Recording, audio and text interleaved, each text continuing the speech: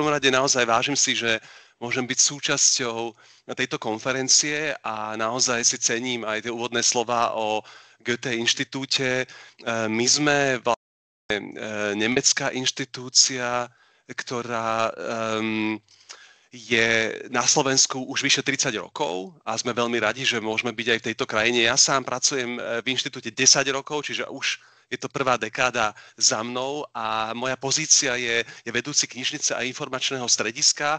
To znamená, zodpovedám jednak za našu knižnicu, ktorá má 10 000 zväzkov rôznych médií, k tomu sa ešte dostanem, a máme aj dve pobočky v Banskej Bystrici a v Košiciach v rámci štátnych vedeckých knižníc, máme tam malé nemecké študovne. Ja som sám sa prihlásil do kultúrneho štrajku, to hovorím iba za seba, pretože súhlasím s požiadavkami otvorenej kultúry a vážim si, že aj mnohé knihovníčky a knihovníci sú súčasťou tejto štrajkovej pohotovosti a že diskutujeme aj o budúcnosti našich knižníc. A ja som sa rozhodol vám dnes rozprávať o tom, aké to je pracovať na mojej pozícii, ale myslím si, že aj v podobnej situácii sa nachádza veľa kolegyň a kolegov, keď zažívame naozaj akoby podľa mňa hlboko krízové časy a keď sa proste jednak škrtajú naše rozpočty, jednak zažívame politický tlak silnejúci a na rôznych úrovniach sa dejú nedobré veci aj v našej profesii. No a postihuje to aj takú inštitúciu, ako je tá naša. Na celom svete je aktuálne 151 Goetheho inštitútov v 98 krajinách. Je to naozaj skoro po celom svete, ale zároveň musím povedať, že ich počty ubúdajú práve kvôli tomu, čo sa vo svete deje. A zároveň je cenné, že Goethe inštitút v podstate od svojho vzniku, prvý vznikol v roku 1952 v Aténach a postupne pribúdali ďalšie a keď sme sa stali súčasťou slobodného sveta, tak prišli aj dotedy ešte Československa a po rozdelení do Prahy a do Bratislavy. My máme ako celosvetová sieť 93 knižníc v 70 krajinách, čo je naozaj akoby veľmi silná sieť a vďaka nej to pre nás prináša aj veľa výhod. A máme 400 000 výpožičiek ročne a plus máme veľkú digitálnu knižnicu online, ktorá takisto funguje aj na Slovensku. Čiže to sú tie veci, ktoré akoby stále fungujú pomerne dobre a sme na ne hrdí. My sme ešte stále sme súčasťou regiónu Stredná a Východná Európa, ale v rámci rôznych mien, okrem iného aj kvôli škrtom, sa teraz aj naše regionálne rozdelenie mení a budeme súčasťou tzv. Európy 2. Bude tých regiónov menej, bude celá Európa rozdelená na dve časti. Ale oveľa horšie je to, že kvôli diktátorom, ako je Lukašenka v Bielorusku, sa napríklad inštitút musel v Minsku definitívne zatvoriť. A kvôli ruskej vojne na Ukrajine sa zatvoril inštitút v Kyjeve, a aj mnohé ďalšie sú vystavené tlakom rôznych diktátorov a rôznych režimov, zažívajú proste zhoršovanie svojej situácie, koniec spoluprác s partnermi, to nám hlásia už aj naši kolegovia v Budapešti. No a zároveň, to ste možno zachytili aj v správach v našich médiách, aj v Nemecku sa v kultúre dejú drastické škrty. To nie je zďaleka iba slovenský problém alebo stredoeurópsky problém a naozaj aj my prežívame to, že nám o polovicu, dokonca o 2/3 znižujú financie na našu činnosť. Takže ja skutočne hovorím o krízových časoch, ale zároveň sa snažíme ako náš tím, my sme veľmi maličká knižnica, my sme vlastne dvaja ľudia, ja a dve moje kolegyne, ktoré majú dvakrát polovičné úväzky. Čiže sme malý tím, ale my sme aj malý inštitút, nás je dokopy tu v Bratislave 15 a plus máme ešte učiteľky nemčiny, ktorých je okolo 25, ktoré u nás sme aj jazyková škola, ako už zaznelo.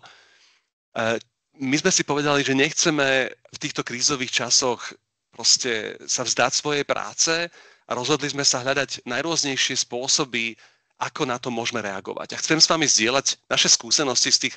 Ono sa to začalo hlavne pred tým 2,5 rokom, keď sa začala tá veľká ruská vojna proti Ukrajine, keď Nemecko začalo veľmi prehodnocovať svoj štátny rozpočet a okrem iného sa stalo to, že sa zatvorilo niekoľko inštitútov v Taliansku, zavreli sa inštitúty v Amerike, v USA. Našťastie náš v Bratislave zatiaľ teda zostáva a verím, že aj zostane, ale nabralo to až takú úroveň, že Emmanuel Macron ako francúzsky prezident sa osobne sťažoval ministerky zahraničných vecí nemeckej a veľmi ostro sa postavil proti zatváraniu takýchto významných kultúrnych inštitúcií. Čiže ako vidíte, je to naozaj z toho až taká politická vec.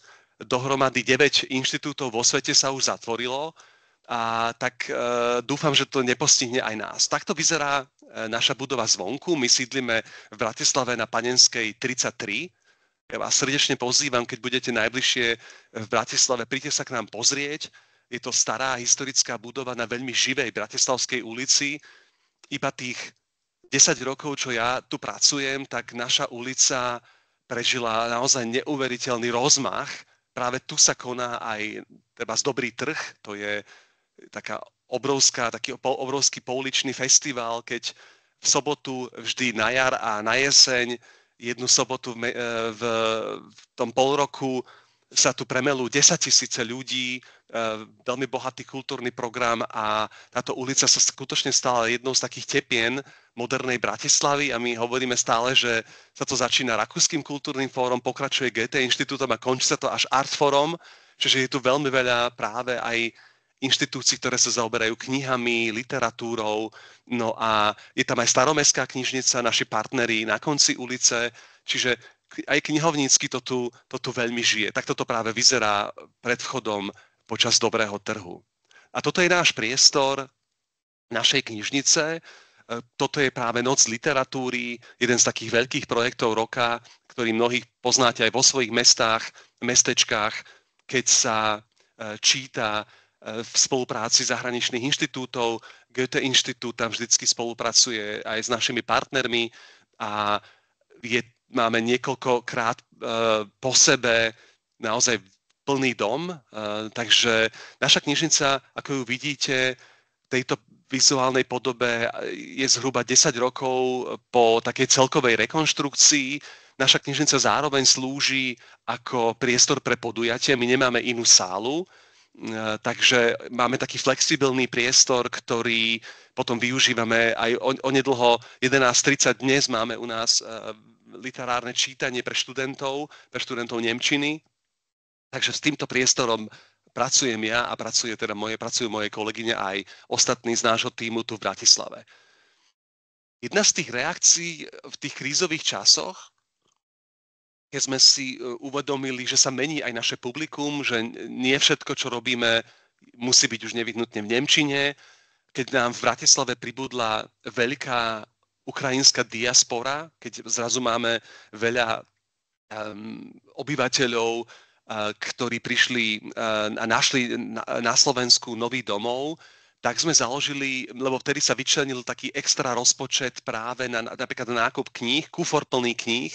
Mali sme možnosť rozšíriť svoj fond o ukrajinské knihy pre dospelých aj pre deti, ktorý sa stretol naozaj s veľkým úspechom a začala k nám chodiť nová cieľová skupina, tak sme si to rozhodli to rozšíriť ešte o ďalšie aktivity a založili sme spolu s ukrajinskou poetkou Annou Siedik a kultúrnou manažérkou aj ukrajinský knižný klub, ktorý sa stretáva každý mesiac. Je to naozaj nízkorozpočtové podujatie. Ja vás naozaj inšpirujem a vyzývam, že pokojne zakladajte u seba svoje ukrajinské knižné kluby, lebo ja som si naozaj uvedomil, že my žiaľ na Slovensku nepoznáme kultúru a históriu svojho suseda na východe. A že mnoho z tých dezinformácií, bludov, manipulácií a lží, ktoré sa šíria o Ukrajine, vychádzajú z toho, že na Slovensku sme žiaľ nikdy nemali možnosť hĺbšie spoznať ukrajinský film, ukrajinskú literatúru, ukrajinskú poéziu a vizuálne umenie. No a aj vizuál tejto pozvánky nám vytvorila Tania Kianica, ktorá sa venuje takým špecifickým vystrihovačkám, ktoré vychádzajú z tradícií ukrajinskej kultúry. No a ten ukrajinský knižný klub je pre nás samých obrovským prekvapením. Naozaj je to podujatie, na ktoré sa snažíme maximálne kúpiť 10-15 knižiek. Na to sme si tiež vyčlenili trošku peňazí, ale v podstate je to podujatie s nulovým rozpočtom, kde sa stretáva ukrajinská a slovenská komunita a diskutujeme vždy o jednej prečítanej ukrajinskej knihe, ktorá je buď preložená do slovenčiny alebo do češtiny. A už sme prečítali vyše 15 titulov a aj pre mňa samotného je to obrovské obohatenie a spoznal som nesmierne veľa ľudí, je to nesmierne živá, rozmanitá komunita, kam chodia najrôznejší ľudia, ktorí prišli na Slovensko alebo tu žijú a sú zvedaví. Sme naozaj zhruba 50-50 Slováci a Ukrajinci. Chodia inžinieri, chodí literárny profesor z Krymu, chodia ekonómovia, kultúrni manažeri. Je to veľmi pestrá, zaujímavá skupina a snažíme sa robiť aj to, že prizývame k sebe často aj prekladateľov alebo prekladateľky tých knižiek. Takže boli u nás a veľmi rôzni ľudia, ktorí sa ukrajinskej kultúre a literatúre venujú profesionálne, veľa o nej vedia. No a chceme v tom určite pokračovať, lebo je to naozaj niečo, čo si vieme dovoliť, aj keď je peňazí stále menej a čo zároveň prináša knižnici nové publikum. Vždycky, keď sa dá, tak dokupujeme aj ukrajinské knihy, dokonca máme veľa kníh o Ukrajine v nemčine alebo preložené do nemčiny. Čiže sa tieto dva svety tak pozoruhodne prepájajú. Takže je to takáto komunita, je naozaj veľmi pestrá, veľmi, veľmi zaujímavá. No a veľmi nás potešilo, že teraz v lete, v júli, keď sa v Slovenskej národnej galérii konala výstava venovaná ukrajinskej secesii. V oku búrky sa volala tá výstava, ktorá prišla z viedenského Belvederu. Bola to naozaj taká veľká udalosť aj v rámci galérie. Tak nás prizvali ako sprievodný program, ako vidíte, naozaj prišlo veľmi veľa ľudí a aj ľudia, ktorí bežne na klub nechodia. Tiež sme prizvali prekladateľa jednej knihy do češtiny, ktorý pricestoval z Prahy a bol úplne očarený tým záujmom o toto podujatie, čiže môžem len odporúčať skúšať aj takéto formáty a hovorím, mne samému to veľa dalo a verím, že sa nám to podarí udržať a že budeme prichádzať možno do takýchto iných kontextov, ako je práve SNG, kde sa ukázalo, že oni zase vedia to spropagovať svojimi sociálnymi sieťami, majú veľmi silný internet, takže nám to pomohlo zase dostať tam nových ľudí. V rámci tejto aktivity napríklad veľa pracujeme s ukrajinskými seniorkami a seniormi, ktorí tu majú svoj komunitný klub a ktoré tiež hľadajú aktivity, ktoré by sa týkali ich kultúry a sú radi, že majú možnosť zažiť takéto niečo, čo ich tak trochu aspoň symbolicky vracia domov. A s tým súvisí, že my máme aj projekt Jadu, to je taký online magazín, ktorý takisto už teraz prekladáme aj do ukrajinčiny. Čiže ponúkame týmto ľuďom aj články, ktoré sa týkajú jednak Slovenska, Nemecka, ale aj Ukrajiny. Je to magazín, ktorý v uplynulých 2 rokoch 2-krát získal novinárskú cenu, za čo sme boli veľmi, veľmi radi. Je to naozaj kvalitný magazín, vygooglite si ho, prečítajte si. Je to, hovorím, všetko aj v slovenčine, takže nemusíte vedieť po nemecky. A my sme zistili, že práve preklad do ukrajinčiny nám umožňuje naše obsahy dostávať k novým ľuďom, ktorí tu medzi nami žijú a pracujú. A takisto v súvislosti s tým ukrajinským knižným klubom sme založili ukrajinský filmový klub, ktorý každý mesiac prináša aj staré, aj nové ukrajinské filmy, napríklad legendárny film, z ktorého je táto fotka Tiene zabudnutých predkov, ale aj nové filmy ako 20 dní v Mariupole. Máme, a to chcem tiež zdôrazniť, na všetky podujatia, ktoré sa konajú v našej knižnice, je voľný vstup, takže sú naozaj otvorené každému. A sme príjemne prekvapení tým záujmom. Čiže urobili sme z našej knižnice aj kino raz do mesiaca a premietame teda tieto filmy väčšinou v ukrajinskom jazyku a s anglickými alebo slovenskými titulkami.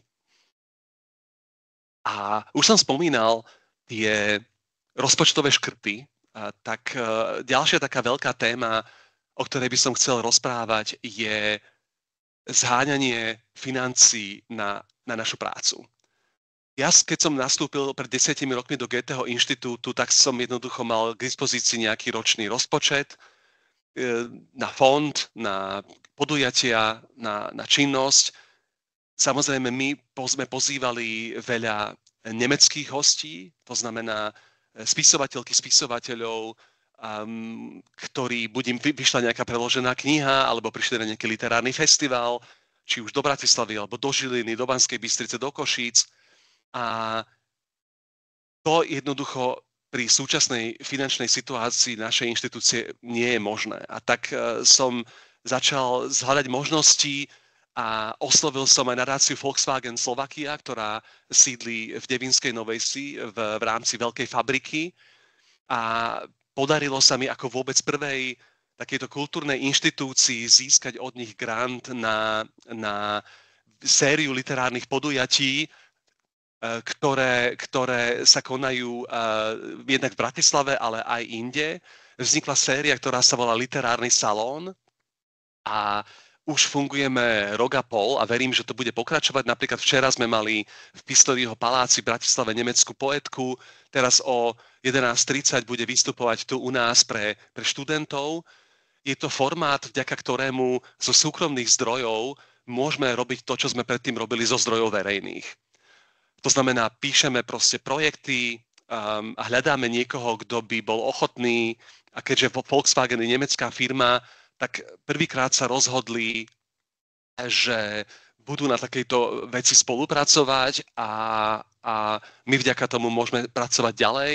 Už to aj nadácia je veľmi spokojná s tým, ako to beží. Tu bol napríklad autor Dmitri Kapitelman, ukrajinsko-nemecký autor, ktorého sme mali na festivale Brak, na Bratislavskom knižnom festivale. Podujatia majú aj dobrý ohlas, ľudia na ne chodia a nám to umožňuje neprestať s tou tradíciou pozývania nemeckých hostí. Učíme sa takisto ten celý grantový systém so súkromnými nadáciami, ktoré majú svoje špecifika. Je to veľa administratívy, je to veľa byrokracie, ale na druhej strane je to pre nás príležitosť, ako pokračovať vo svojej práci. A ďalší taký veľký projekt, ktorý vznikol práve z tejto núdze, sú európske granty. Goetheho inštitút v minulosti to robil naozaj len tak okrajovo, ale teraz už 2,5 roka sa aktívne zapájame do európskych grantových schém. A teraz sa nám podarili 2 veľké úspešné projekty, jednak Perspectives a potom ešte druhý, ktorý spomeniem o chvíľu. A tie sú zamerané často širšie, to znamená napríklad Perspectives bol projekt, ktorý prepájal aj žurnalizmus, knižnice a rôzne aj také literárne projekty a zapájal aj iných partnerov, lebo tam musí byť vždy taká medzinárodnejšia európska spolupráca. Čiže napríklad aj Rakúske kultúrne fórum sme zapojili, nejaké magazíny, mediálnych partnerov, vydavateľstva. No a napríklad vďaka tomu sa nám podarilo dostať na Slovensko Taniu Maliarčuk, ktorá získala významnú cenu Ingeborg Bachmanovej, s ktorou sme robili veľký rozhovor v Pistoriho paláci v Bratislave, bol veľký záujem publika. Vždycky sa snažíme, aby to bolo dostupné všetkým, čiže aj robíme tlmočenie do slovenčiny, nie je to výlučne v nemeckom jazyku a robil sa napríklad Reporter Slam, taký formát, ako poznáme v Slam Poetry, tak sme takto prezentovali reportérov, ktorí rozprávali práve o svojej práci na Ukrajine a o tom, ako reportujú na Slovensku. Boli tam ľudia ako Mirek Tóda, z denníka N. Vlado Šimíček, slávny fotograf a niektorí ďalší.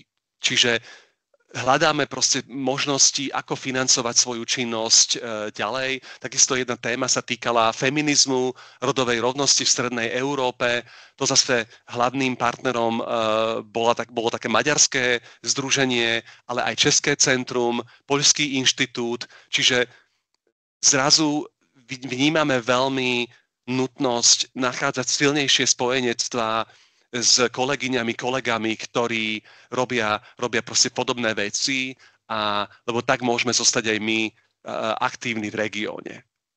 Čiže to sú také nejaké možno najvýraznejšie príklady toho, čo sa nám podarilo v rámci tých nových grantových projektov cez Európsku úniu, aj cez EUNIC. No a ešte by som možno spomenul, že my naďalej sa snažíme podporovať slovenské vydavateľstvá v prekladoch nemeckých knížiek. Na to máme grant, ktorý našťastie nie je na Slovensku, čiže nie je taký veľmi postihnutý škrtmi, ale tá grantová schéma sídli v našej centrále v Mníchove, odkiaľ je Goethe inštitút, tak povedať, skoordinovaný na celom svete. A pomáhame slovenským vydavateľstvám, malým aj veľkým, aj Ikaru, aj Slovartu, ale aj vydavateľstvám ako Literárna bašta, Premedia, Absint. Dávame im granty na preklad umelecký alebo odborný. Takže ak viete o nejakom projekte na preklad nemeckej knižky, pokojne sa mi ozvite, urobíme všetko, čo sa bude dať, aby sme nejakým spôsobom prispeli na takýto plán.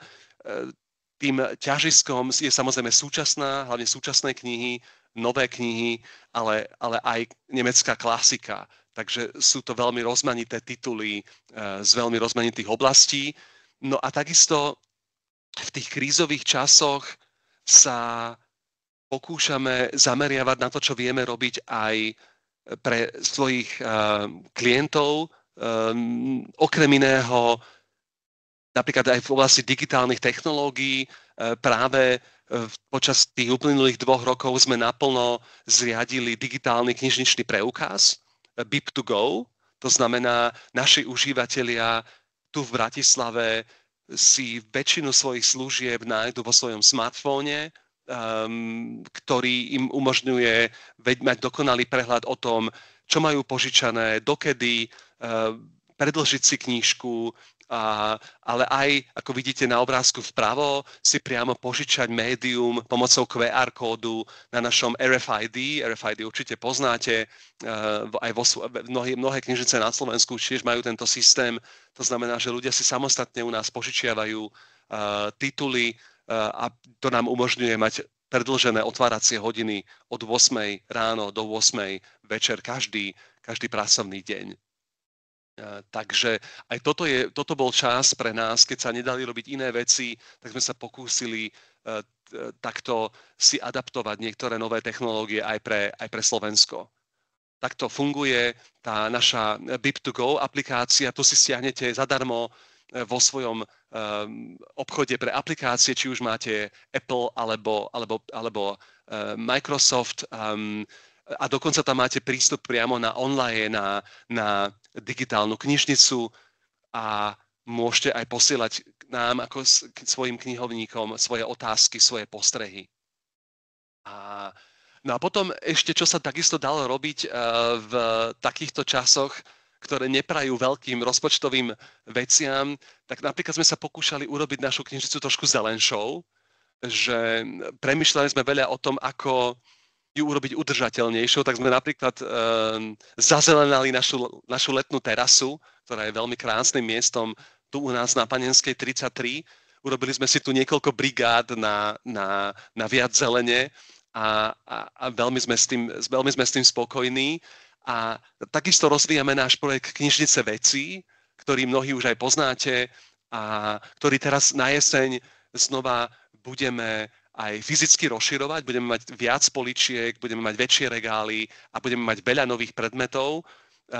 Takže v rámci Knižnice vecí organizujeme mnohé tiež veľmi nízkorozpočtové workshopy na napríklad výrobu biozmrzliny alebo na opravovanie bicyklov, keď pozývame k nám ľudí tu z komunity, z našej ulice, z našej štvrte, tu v Bratislavskom Starom meste a predmety, napríklad stroj na zmrzlinu, alebo naše náradie, náš bicykel, ktorý požičiavame, učíme ľudí proste s tým narábať, opravovať akože pracovať s tými predmetmi, ktoré si môžu požičiavať a zdieľať, aby ich nemuseli kupovať, aby nemuseli toľko konzumovať. Takže knižnica Veci stále žije už nejaký 8. rok a tešíme sa, že sa jej darí, že sa rozvíja. Aj teraz sa chystajú na jeseň nejaké 3-4 ďalšie workshopy, takže budeme radi, keď sa prídete pozrieť. Toto bol workshop, keď sme dokonca prizvali kolegyňu, ktorá u nás bola na hospitácii z Estónska a pozvali sme aj kolegyne z knižnice v Dúbravke a ďalšie z knižnice vo Vrakuni, ktorá je takisto veľmi aktívna, ktorú mám veľmi rád, a kde sme spolu vyrábali také voskové obaly na potraviny, aby ľudia nepoužívali toľko igelitu, toľko plastu a naučili sme sa vyrábať v rámci workshopu také ekologické balenie, ktoré ja, priznám sa, doteraz doma používam, aj keď balím deťom 10, tak máme ich veľmi radi. A práve aj pre deti robíme veľa samostatných programov s knižnicou Vecí, napríklad počas Dobrého trhu, rôzne také formy hier, zábav a tu na nedalekom parku pri evanjelickom kostole na Panenskej ulici. No a celkom ešte tak k záveru chcem spomenúť chystaný nový projekt, ďalší európsky projekt, ktorý sa nám podarilo presadiť, získali sme na to grant a to je projekt KLAD, ktorý práve nebudeme realizovať prioritne v Bratislave, ale nie len, ale pôjde aj do Banskej Bystrice a do Košíc a získali sme spoluprácu s kolegami v Portugalsku, kde je Goethe Inštitút v Lisabone a spoločne sme si podali európsky grant Občania a knižnice proti dezinformáciám, kde sme zapojili aj Staré mesto Bratislava a Staromestskú knižnicu a naše dve partnerské knižnice, nemecké študovne v štátnych vedeckých knižniciach Bystrica a Košice. A v roku 2025, čiže budúci rok, budeme robiť vzdelávanie knihovníčok a knihovníkov v rôznych oblastiach, aj v oblastiach v témach ako životné prostredie, udržateľnosť v knižniciach, ale aj boj proti falošným správam, boj proti dezinformáciám a veľmi sa tešíme, že práve môžeme zapojiť do tohto projektu aj kolegyne a kolegov, ktorí sú teda mimo Bratislavu, lebo máme veľmi dobrú skúsenosť, že ľudia oceňujú, keď naše obsahy prinášame aj mimo hlavné mesto. A veľmi si ceníme práve tú spoluprácu s Bystricou a s Košicami, lebo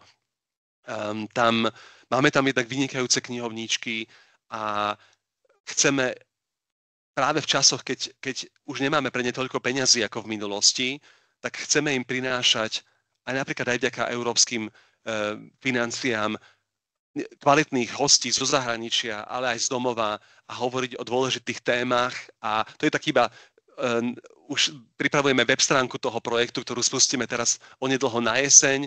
A ako som spomínal, v roku 2025 bude prebiehať séria podujatí aj teda v dvoch ďalších slovenských mestách. Takže možno toľkoto k tým akoby prebiehajúcim aktivitám. Tu ešte spomeniem, že sa pokúšame tu v Bratislave robiť aj projekty pre virtuálnu realitu. Máme práve vďaka tej sieti Goetheho inštitútov možnosť aj ukazovať nejaké obsahy ľuďom na virtuálnych okuliároch, ktoré sme zakúpili. A práve teraz na Dobrom trhu sme mali programy vo virtuálnej realite pre deti, a pre mládež, aj pre dospelých.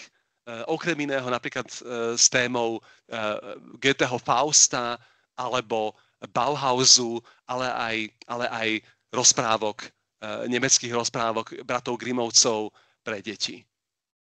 No a budeme veľmi radi, keď to, čo robíme, budete sledovať na Instagrame alebo na Twitteri alebo na Facebooku.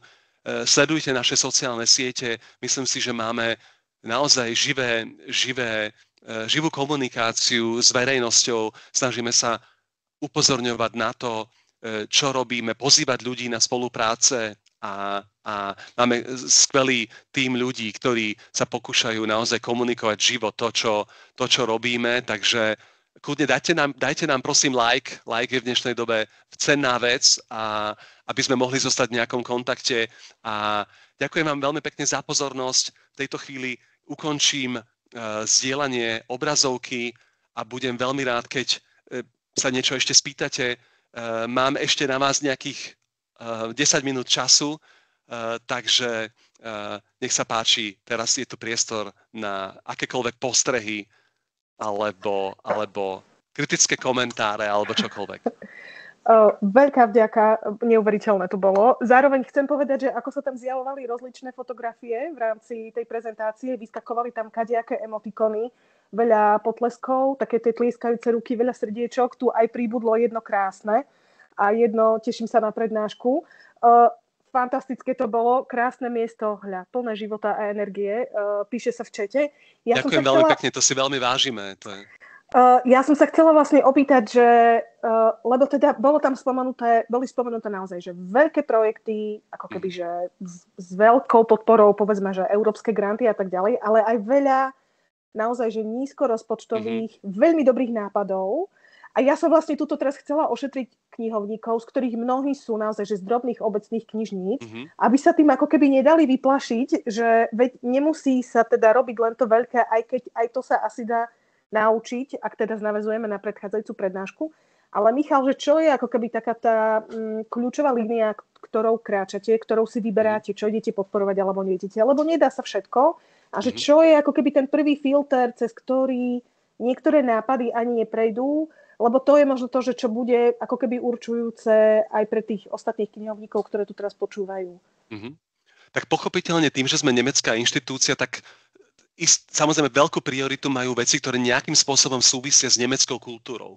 V celej jej pestrosti, pretože nemecká kultúra je naozaj nesmierne rozmanitá, je to obrovská krajina a jej kultúra je proste nesmierne bohatá a my sa veľmi snažíme vždy, aby tam bol nejaký vzťah k Slovensku. To znamená, napríklad keď robíme tú literárnu dramaturgiu podujatí, aj pre ten literárny salón, tak sa vždy snažíme o to, aby tá kniha bola preložená do slovenčiny alebo aspoň do češtiny, aby aj ľudia, ktorí nevedia po nemecky, mali možnosť na tom nejako participovať, prísť, aby si to mohli prečítať, aby tomu mohli rozumieť. Čiže veľa rokov ľudia mali pocit, že keď vstúpim do Goethe inštitútu, musím hovoriť Hochdeutsch, musím mať úroveň C2 v jazyku, to vôbec neplatí. My máme veľmi veľa podujatí v slovenčine. Dokonca máme podujatia v angličtine, keď je to nutné. Čiže my sa pokúšame odbúrať, naozaj sa pokúšame byť otvorení každému. Presne. A tým, že máme naozaj dobrú adresu na Panenskej, sme úplne v centre, sme perfektne napojení na verejnú dopravu. Máme tu bicyklový stojan pred vchodom, na ktorý niekedy ani nie je miesto dať si bicykel, ani môj bicykel sa tam už často nezmestí, tak jednoducho my často poskytujeme náš priestor aj neziskovým organizáciám, mimovládkam, rôznym združeniam, ktoré hľadajú miesto, pretože Bratislava je aj veľmi drahé mesto. A my tým, že sme proste financovaní z verejných zdrojov, aj keď sú to väčšinou nemecké verejné zdroje, tak my chceme byť otvorení miestu, kde pôsobíme, to znamená Bratislave, Slovensku. Čiže my máme zásadu, že náš priestor nikdy neprenajímame za financie, iba zadarmo. Ale musí to byť niečo, s čím hodnotovo nejako sa cítime spriaznení, súznieme. Čiže jednoducho tu je veľmi, my sme naozaj, keď budete mať nejaký nápad a budete hľadať priestor, to môže byť prezentácia malej básnickej zbierky, to môže byť nápad pre prezentáciu vášho občianskeho združenia, pokojne mi napíšte alebo zavolajte a verím, že nájdeme nejakú cestu, aby to mohlo byť tiež u nás, keď to je nejaké externé podujatie. A tie naše vlastné nápady, iba tým našim vlastným nápadom, že a potom skutočne chceme, aby to malo nejakú relevantnosť pre tú komunitu, v ktorej žijeme. Čiže ako tá dramaturgia vzniká v nejakej takej kooperácii. Máme tu aj naše oddelenie programu, máme tu vždy riaditeľa, ktorý je sám Nemec, my ostatní sme miestni, ale vždycky náš riaditeľ alebo riaditeľka je Nemec, ktorý prichádza na 4 alebo 5 rokov, takže skutočne veľmi veľa dokonca možno väčšina našich programov je absolútne nízkorozpočtových a tie európske projekty vznikli naozaj ako taká znúdzecnosť, pretože my sme si ich inak nemohli dovoliť realizovať. Ja som sa išla opýtať na, počkať, čo to bolo? Workshop na opravu bicyklov. To je čosi neuveriteľné. My sme sa tu inak včera rozprávali o tom, ako otvárať knižnicu, kade komu, a mali sme tu teda prednášku o živote s deťmi, ktoré majú zdravotné znevýhodnenie, a vlastne tá mamka, ktorá včera rozprávala z pohľadu svojho ako maminy, vravela presne o tom, že je pre ňu veľmi nápomocné, že v knižnici sa nemusí už šepkať, že v knižnici sa môže rozprávať nahlas, dokonca, že deti si tam vedia pobehať, nebodaj povyberať knihy z políc, ale musím povedať, že workshop na opravu bicyklov je strašne dobrý nápad, ktorý urobí ako keby s tým priestorom niečo, čo možno, že bežne nám ani nenapadne spájať si vlastne s knižnicou. A ešte tá fotografia bola fantastická, lebo teda bol tam ten bicykel a tie knihy boli vlastne za tým bicyklom, čo je úplne úžasné, alebo teda workshop na výrobu biozmrzliny, ananás to tam bol. A to mi príde ako fantastický nápad.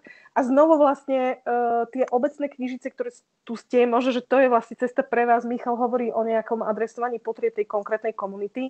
Ak ste malá knižnica, tak možno presne viete vytvoriť bylinkovú záhradku pre mamky, ktoré tam budú chodiť s deťmi polievať kvety, a na jeseň pozbierate metu a budete ju ponúkať ako čajík, ktorý sa tam dá zaliať, možno, že v zime vaša lokálna literárna medovka alebo literárna meta. To by mohla byť napríklad strašne pekná vec.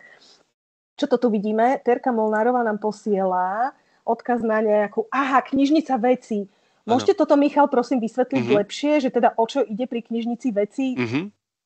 Tak ja som tam ukázal jednu fotku. Knižnica vecí u nás funguje už 8 rokov a bol to projekt, ktorý sa zrodil, keď sme práve ešte boli v tých lepších rozpočtových časoch, keď sme si povedali, že by sme chceli inšpirovať svoju komunitu tu v okolí Panenskej, aby menej ľudia kupovali veci, ktoré často použijú raz za rok, ak vôbec, ale aby si ich zdieľali. Že knižnica nemusí byť iba o tých klasických médiách, na ktoré sme my knihovníci zvyknutí. Knihy, DVDčka, proste audioknižky, ale že čo keby sme skúsili požičiavať aj šiaci stroj, alebo proste loptu, alebo madrac na leto, na kempovanie, alebo malý stan. Máme tie predmety rozdelené do takých 3 kategórií, akoby remeslo, zábava, šport. A máme proste v lete, nám ide na dračku stan, keď je festivalová sezóna, v zime ľudia veľa vecí opravujú, takže sme nakúpili proste predmety, keď sa to dalo. Sú to hlavne nemecké predmety, často dobrej kvality, a oni sú vlastne v kolobehu, že ľudia si požičajú vrtačku, niečo si doma navrtajú a zase to vrátia. Alebo si požičajú brúsku. No koľkokrát za rok potrebujete brúsku na drevo, hej? Tak možno 2-3 krát, hej, dúfam. Že, a ja sám si tie veci požičiavam, keď niečo potrebujem. A knižnic vecí aj pribúda. My sme dokonca vytvorili taký manuál v rámci Erasmus Plus projektu, ako si zriadiť vlastnú knižnicu vecí, pretože my na knižnicu vecí nepotrebujete vôbec veľký rozpočet. Stačí, keď oslovíte ľudí, aby vám treba doniesli veci, ktoré doma nepotrebujú. Hej? Ja sám zbožňujem stránku Nevyhadzujte, darujte, a mám odtiaľ veľa vecí pre svoju domácnosť a ľudia vám často veľmi radi venujú množstvo vecí, ktoré nájdú po svojich príbuzných alebo potrebujú sa ich zbaviť, a môžete si vytvoriť fond, ktorý proste postupne budujete. Čiže takto knižnica vecí v podstate sa naozaj rozširuje pomaličky a my s ňou máme veľmi dobré skúsenosti. No a minulý rok práve nám sa často stáva v takýchto inštitúciách verejných, že na konci roka zrazu sa stane, že sa uvoľní 5 000 eur. Hej, a tak zrazu ich skúsime a potrebujeme ich rýchlo minúť v priebehu 2 týždňov. Tak tedy máme taký zoznam, že čo by sa nám zišlo, či už technologicky vynoviť, tak sa nám podarilo obnoviť videoprojektor alebo kúpiť nový reproduktor a občas aj niečo do knižnice vecí. Takže máme práve aj bicykel, budeme požičavať vynikajúci bicykel. Michal, tu je hneď otázka, že či sa platí poplatok za požičanie, to je jedna, a ja hneď dodávam, či je potrebné byť členom Goetheho inštitútu, ak si to chcem požičať, alebo teda, že či naozaj to odstraňovanie bariér je aj tuto v tomto. Viete čo, musíte byť členom knižnice alebo členkou. Okay. Hej, to je akoby To je taká podmienka. Jasné. Proste, hej, u nás je členské 8 eur plné členské, 5 eur zľavnené členské, takže myslím si, že to je na to, čo ponúkame naozaj taká veľmi symbolická suma. Je to aj niečo, čo potom my sami využívame na nákup ďalších vecí a na opravu aj tých vecí. Takže a potom vďaka preukazu, aj digitálnemu preukazu v smartfóne, my aj máme prehľad, kto má tie veci požičané, aby sme mali aspoň nejakú elementárnu kontrolu. Jasné, ale dáta, naozaj výborné. U nás sa stanete členom za 5 minút. Je to veľmi rýchle cez tú appku, takže budeme radi, keď sa stanete členmi a môžete začať u nás požičiavať. A teda otázka ešte, či teda je poplatok za to požičanie? Ak áno, aký? Alebo či nejaká kaucia? Nejaké ďalšie poplatky už potom nie sú. My sa snažíme, naša knižnica sa od tých 10 rokov, čo tu ja som, je postavená na dôvere voči používateľkám a používateľom. Ja musím povedať, že nás veľmi strašili, že nám všetko ukradnú, ale nám zmizli za tých 10 rokov 2 veci z tej knižnice. A aj to si myslím, že jedna sa vlastne stratila. A naozaj my máme knižnicu, ktorá nám veľmi radili, aby sme za obrovské peniaze kúpili také tie pípacie koridory bezpečnostné, kde budú alarmy. Ja som to odmietol, lebo jednak to bolo veľmi drahé. Ja som povedal, ja radšej za to nakúpim nové knihy a učebnice nemčiny a slovníky a vyplatilo sa nám tento prístup, že ľudia naozaj vidia, že k ním pristupujeme s dôverou. A nám ľudia píšu, keď sa niečo pokazí, tak nám to napíšu, prípadne nám niečo venujú iné, ale nerobíme z toho takú vedu a naozaj tá dôvera sa nám vracia. Je to komentár. V Austrálii som sa stretla s knižnicou učebných a didaktických pomôcok pre školy. Aj toto by mohlo byť zaujímavé. No a mne znovu napadá, že ak teda máte vo vašej, komunite veľa mamičiek, Montessori pomôcky sú strašne drahé a zároveň trvá iba krátke obdobie, kým sa dajú využiť. A to mi hneď napadá, že by sa k tomuto mohlo hodiť. Ale knižnica vecí, to je strašne zaujímavý nápad, naozaj ako vystúpiť von z tej knižnice od tých ako keby čitateľských služieb. A znovu predpoklad je, že veď oni sa nakoniec vlastne len prehlbujú, prehlbujú. Chcela som sa ešte opýtať, že čo vidíte ako najväčšie zlepšenie alebo zjednodušenie služieb? To, že ste začali používať tú aplikáciu pre vašich vlastne čitateľov. Chcem povedať zákazníkov, ale to vlastne nie je pravda. Teda aplikácia, totižto, neviem, či to je nadácia ČSOB, alebo niektorá z nich ponúka už niekoľko rokov za sebou digitálne granty, kde presne jedna z vecí, ktorá pár rokov dozadu vyhrala grant, bolo presne digitálne členstvo v niektorej z knižníc slovenských. Tak sa chcem opýtať, ako s tým máte skúsenosť? Viete čo, vynikajúcu? No, ja napríklad veľmi chválim aj knižnicu v Dolnom Kubíne, tá takisto používa už digitálny preukaz, ktorý si naprogramovali sami. O chvíľku už budem musieť končiť, lebo máme tu podujatie. Ale práve to, že ľudia majú vo svojom telefóne vlastne prehľad o tom, kedy majú veci vrátiť, že môžu si predložiť proste 2 klikmi, je to veľmi užitočná vecička a je to, zároveň je to trošičku menej plastu, lebo proste sme sa zbavili tých plastových kartičiek, ktoré boli s tým QR kódom čiže to bol taký malý, ale dôležitý krok. Nám to umožnilo to, že naozaj toto sú tie výhody tej globálnej siete GT inštitútov, lebo toto paradoxne naprogramovali kolegovia v Indonézii, veľmi šikovní a my sme si to iba jazykovo celé adaptovali. Ja som preložil všetky tie texty do slovenčiny, všetko som im to poposielal a oni nám to postupne preprogramovali na slovenčinu, čiže my to máme vlastne trojazyčné. Slovensko, anglicko, nemecké. Takže aj tí ľudia, ktorí nevedia po nemecky, si vedia tú aplikáciu veľmi bezproblémovo obsluhovať a určite je to jedna z vecí, ktoré veľa odporúčam. Je to oveľa lacnejšie, ako by ste si mysleli a myslím si, že vás to priblíži vašim užívateľom aj v takej komunikácii s nimi a im to umožní veľmi samostatne sa pohybovať. Takže a zároveň vám ako knižnici to dáva obrovské množstvo dát, ako keby o používaní tých služieb, že? To je dôležité. Dobre, Michal, bežte. Ja vám veľmi pekne ďakujem za že ste počúvali, za váš čas a za všetky vaše skvelé otázky. Naozaj pokojne si pozrite, čo robíme na Facebooku, na Instagrame a hocikedy napíšte. Ja mám zásadu, odpisujem úplne každému, takže teším sa na našu spoluprácu a verím, že sa uvidíme zase niekedy aj osobne, či už v Košici, alebo Bystrici, alebo inde. Ďakujem Pekný pekne. deň ešte do Bratislavy. Aj vám ešte. Dovidenia, do počutia.